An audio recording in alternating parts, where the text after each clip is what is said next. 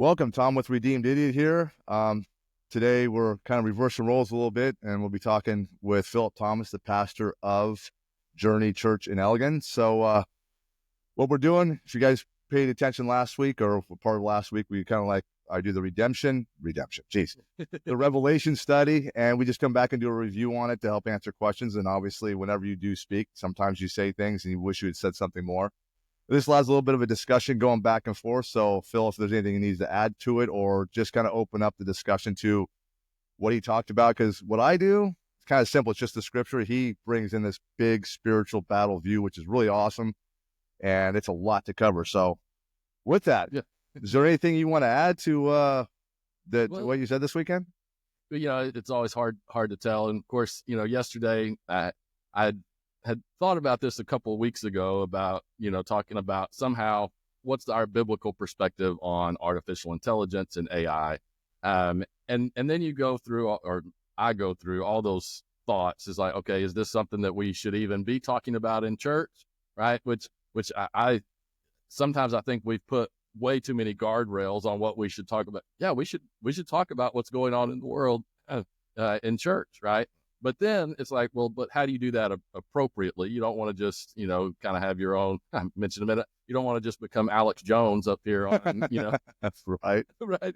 But as I was thinking about it, I thought about the Tower of Babel, and I think that's a very good principal picture, right, of people in a society whenever it starts to becoming its own God, of what that can lead to. And I do believe AI fits into that.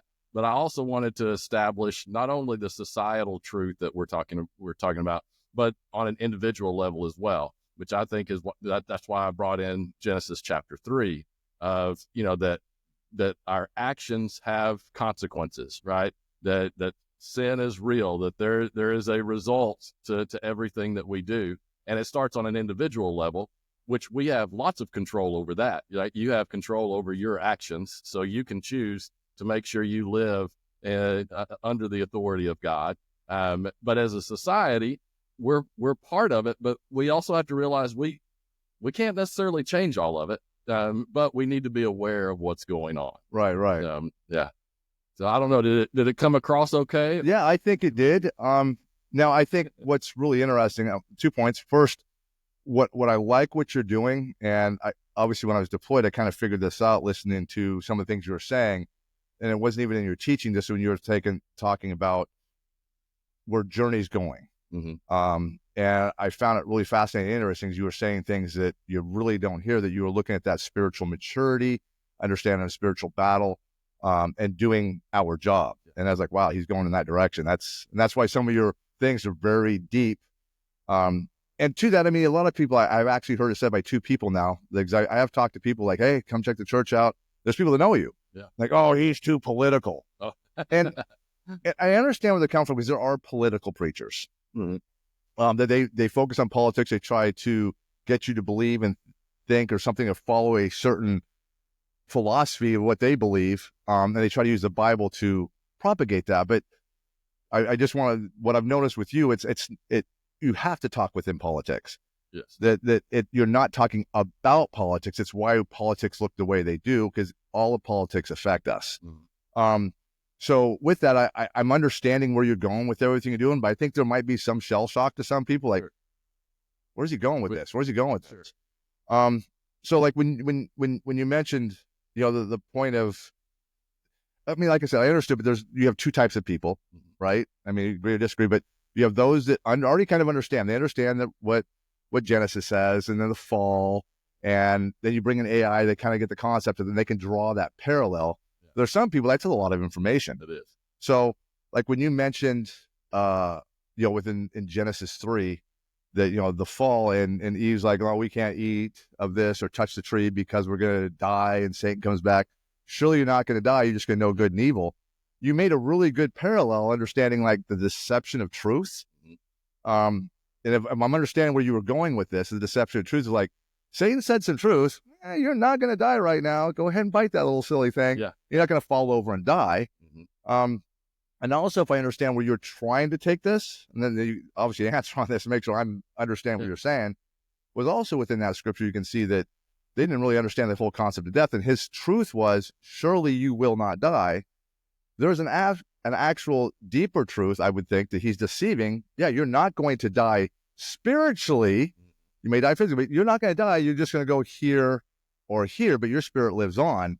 And it's a deception that I think is what you're trying to portray, correct? Yeah, I definitely. And there also was the very literal sense that they weren't going to die right then, right? Right. So if they took a bite of the fruit, they weren't going to die immediately, but they were still going to eventually die, right? So this actually, it shows how manipulative evil is, right? And yeah, there is some truth there on the spiritual side that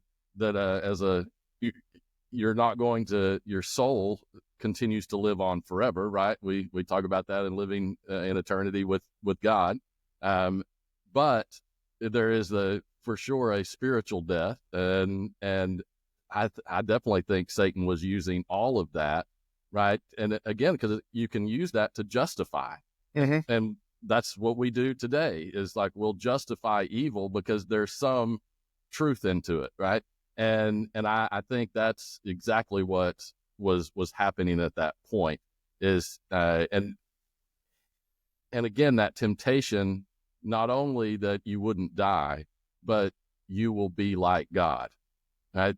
And so all of us in our humanness, there's a part of us that we don't like the fact that we're created, right? we want to be God, right? And some people that's more pronounced than others, but there's a tendency for all of us to desire that. And so that temptation was a perfect way to pique that interest in Eve, right? Even if she wasn't being hostile towards God, it was just like, oh, I can be more, I can be like that. Sure, I want to do that, right? And that leads to some pretty significant consequences. Yeah, well, I mean, now just because you just said that, I just said you really kind of rolled in three parallels. Mm-hmm. You had the parallel of the fall with Eve and what was said. Then you paralleled that with what was happening at the Tower of Babel. And then you parallel that with what's happening today with AI. So I'm assuming that was kind of the concept, is it's all the same thing kind of going on, correct? Yeah. Power of the authorities. Yes, it's basically the same thing, right? That all actions have consequences, right? So we have to realize that, and then if those actions are not rooted in the truth that God is God and we are not, eventually those actions are going to lead to destruction. Right? That's what we see throughout history.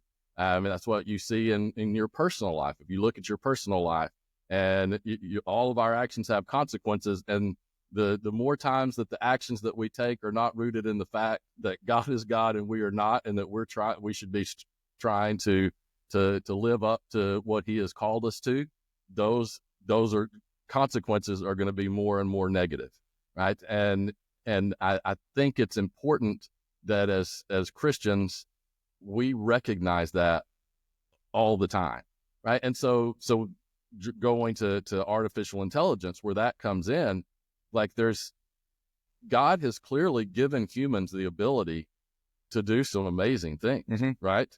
And so technological advancement on its own is not a problem. In fact, there's been tons of good that has come through technological advancements that has helped people, and God, I'm sure, is not against that at all. Right.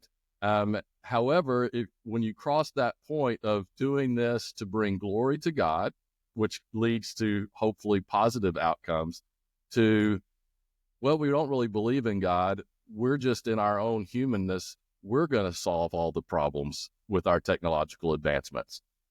That's where things become very dangerous. And that's what I see happening with the move of artificial intelligence. There's a lot of people that you read what they say, they're not coming at this from a place of faith, right?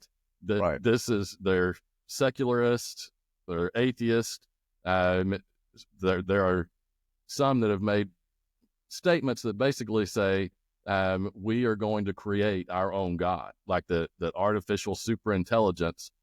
It will be indistinguishable from what we view as God, Right. and that there's people that are desiring to create that.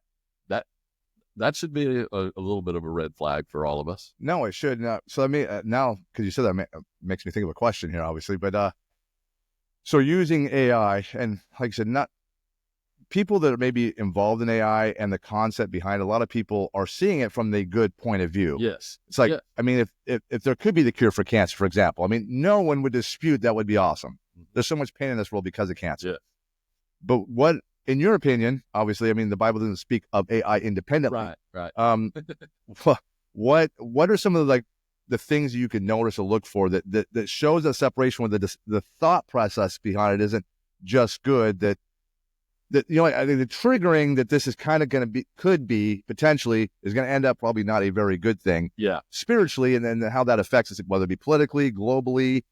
I know it's a hard question to answer because it's deep. But I think it is important to kind of flesh that out, because that's one of the reasons that I even talked about it on yesterday. These are going to be conversations that people are having. So we need to be able to engage in those, and we need to start to be able to think about them from a biblical perspective. There aren't going to be perfect answers, but we need to at least keep the big principles in mind. We don't want to be fearful of it, because we want to be able, again, we root our fear is in God alone, right? That's who we fear is God. So we don't have to fear everything else.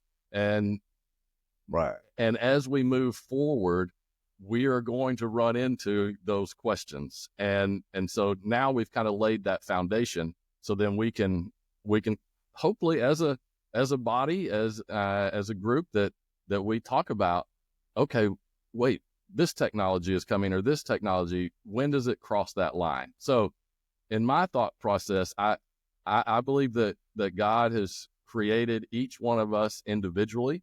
He's given us individual autonomy to make our own decisions, to choose to follow Him or not to follow Him. Right? He's created us. I believe that He created us with to be free, to not be coerced. I believe tyrannical governments, that those go against God's desire, right? And so we should always be erring on the side of freedom, allowing people to be the person that God created them to be, right? And to be able to freely work that out. And so whenever I see AI, like right now, AI can be very helpful. It can help you, write things better. It can give you lots of information very quickly. There's nothing wrong with that, right? Now, you always have to be aware that just because the AI, just because you ask Siri a question and Siri answers, it doesn't mean it's accurate, right? Like we need to be real careful with that.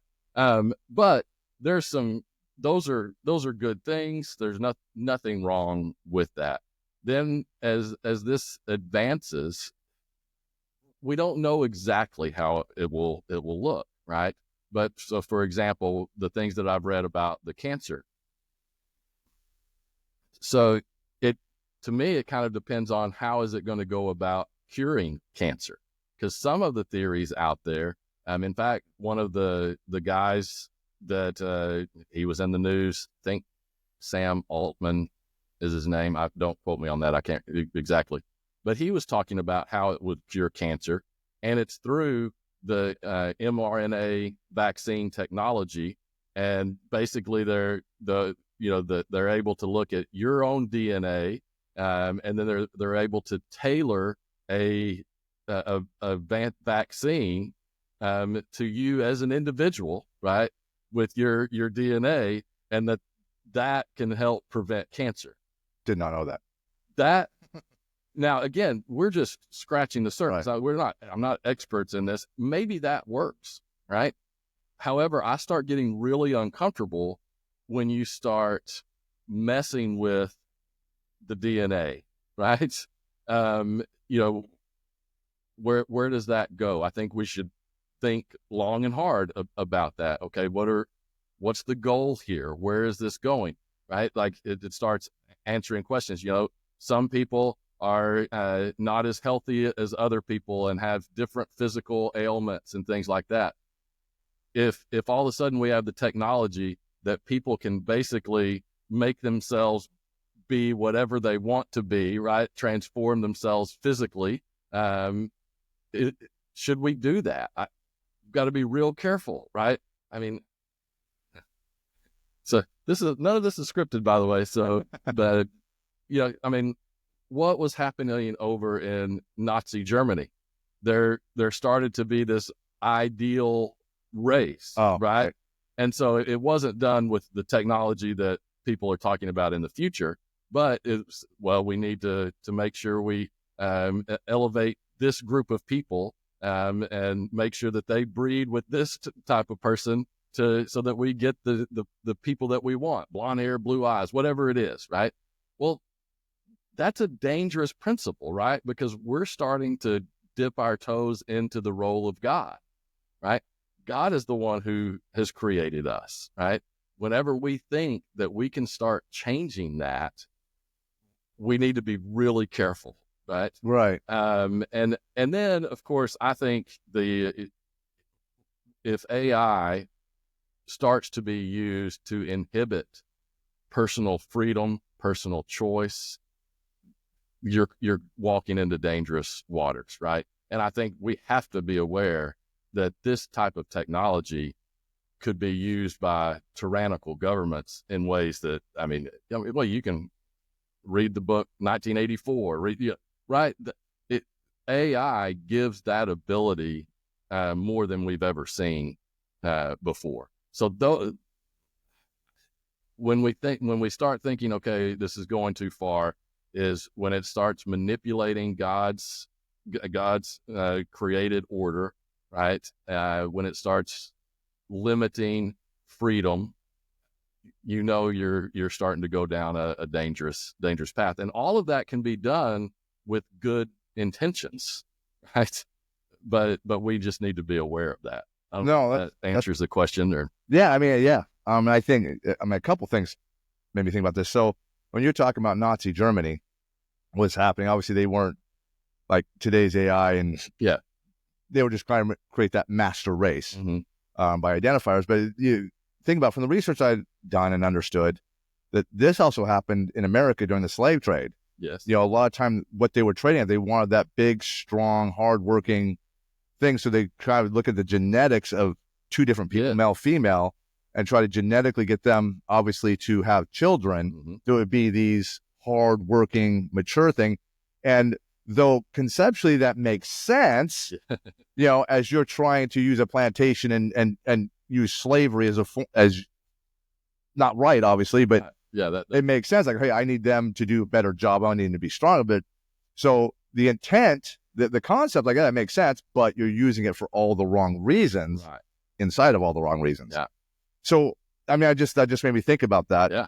But something, what I like is what you're doing. A lot of times you'll hear churches, preachers, whatever, and they'll get on a subject, and it's almost like politics. And here's where Paul, I'd say, it's either an extreme this way or an extreme this way. Yes. Yeah. And even though you're speaking out a little bit against AI, now, correct me if I'm wrong, the direction it can and is kind of going, you're not demonizing it. No. Like, get away from, shut off all your apps, don't do chat GP, just be stupid. You're not demonizing. You're identifying there is some good in this. And there's some truth behind it. There's some positive stuff, but you're not demonizing. I'm not getting that from what you're saying. No, and I'm glad you're not, because I don't want to. I don't want to demonize this, because these have been conversations that have happened throughout history. Every time a technological advancement has come up, there's fear. People are terrified of what this is going to do. from the creation of the wheel to then whenever you go from horse-drawn carriages to the combustion engine, right? People freak out, and and people do lose their jobs. It changes economies, it changes societies. But we've always, society has always adjusted to it. I do see a little bit different with the AI because this technological leap is creating something that can then create, right, on its own. That's the potential. So whenever you had a leak with the combustion engine, right? Well, man, that opened up just a wide array of things. It changed farming, it changed military, right? Everything changed. Transportation, all of that changed. But that combustion engine couldn't then do something on its own, right? Right. You know what I'm saying? So it couldn't act like God or try to be a God. Yes, right. And it couldn't. It can't really communicate with you. We're dipping our toes into something, and again, if you read about this, no one really knows, right? So all of this may be nothing, right? But there seems to be something to it, right? That we're moving, and the things that people are saying, hey, this could happen. You can read back what people were writing in the 2000s, 2005, stuff like that. And they were talking about artificial intelligence like ChatGPT type stuff, and that, hey, there could be potential for this. Most of them at that time were saying, oh, this, the earliest this would be happening is 2040, 2050, right?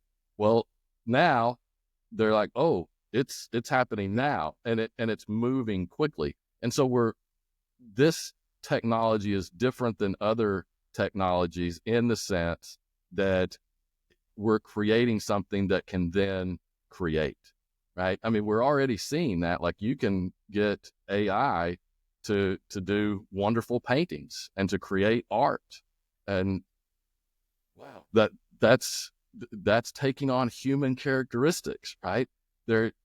We at least need to acknowledge you've got to be careful when you start crossing, getting out of our lane of being the created into becoming a creator. That's a good point. Yeah. And it's a challenge, because we're not going to stop it now. It's moving. The ball is rolling.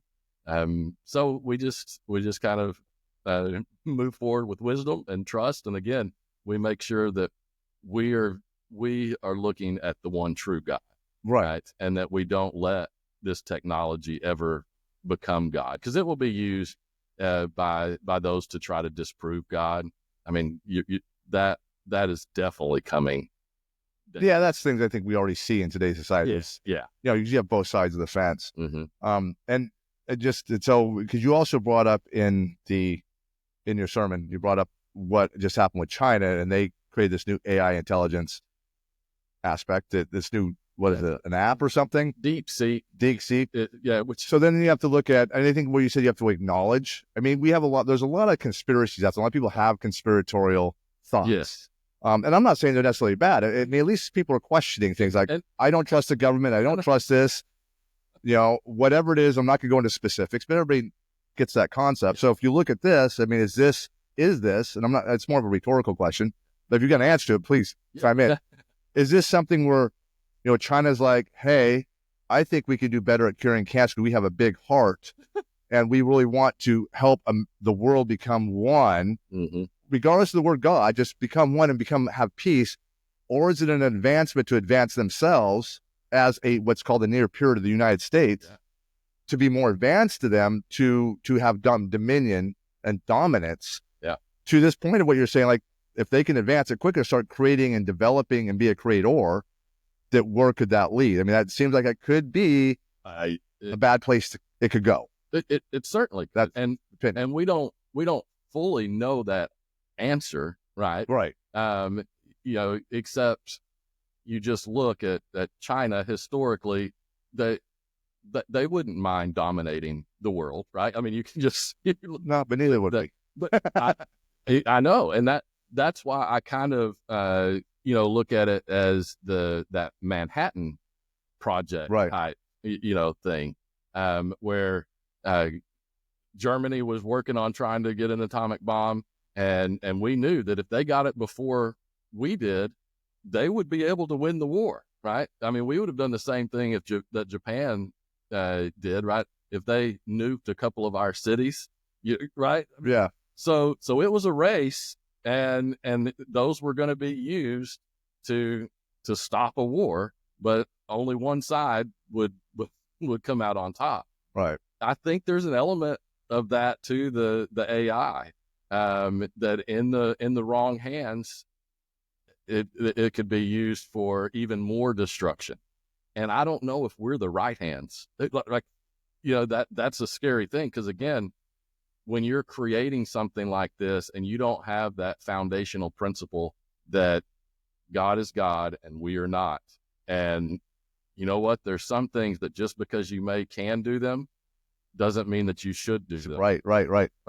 And that you're not having those conversations. It doesn't matter who is in control of that technology. It'll end up being used for evil. Yeah, that is true. Yeah, no, I mean, you're right. So I know we're kind of probably getting close to wrapping this up, but I do have a point I want to make, and I think, for everybody listening out there, and this just came across my head again. This is not scripted. So as we're talking, and I'm recognizing there's something that you said during your sermon and talking to people that obviously is something I profoundly push and say every time I'm speaking on the book of Revelation the concept is you're bringing to light, have conversation that we don't just hold within the walls of this church, that you don't just have to go out and say, Jesus loves you, God loves you, Jesus died for you, because everybody pretty much knows that, but you're like, we need to have conversations about what's going on in the world. And you're taking a biblical, spiritual approach to that. And we could have sat here and I could have played devil's advocate. Yeah. And that can happen. Like where you're what you said, this is where my head is. And I'm like, I don't buy it. I don't believe it. But we could have had an open dialogue. Mm-hmm. And I think I really appreciate the fact that you're trying to get people within this church to do the right thing. Like, hey, let's get out and have a conversation, because you don't know where that's going to lead. Now, we could have went back and forth. I could have played devil's advocate, and I could still not believe what you said. But at the same time, there's things that no matter if you're human, there's certain things that kind of makes a little bit of sense. Yeah. And it makes you think. And that charge, so when you have the believers out there, this is kind of like reinforced, like, look, this is just go out and talk to some people, because everybody is making discussion about all these things, including AI that's going on right now. And it's a confusing thing. It's like, there is good, there is bad. Is it bad? Could it do this? No one knows what it can potentially ever really truly do. Yeah. So that creates that conversation. And by bringing in the biblical principles to it, then you can start demonstrating, hey, this may be a spiritual thing. Maybe God is kind of, over everything. And then there is this Satan, mm-hmm. God, war of everything that's going on. And to those that don't believe, I mean, now they have that thing of like, well, wow, this does kind of seem like maybe it has some spiritual, political aspect to it. Yeah. Maybe I should pay attention. So point being, I really appreciate the fact that you brought that out, and you're like, I don't want to say charging people, but kind of like encouraging people. Yeah. Yeah. Let's go talk. Don't be scared of these conversations. No, exactly. Use them as a door to say why you're not terrified of it.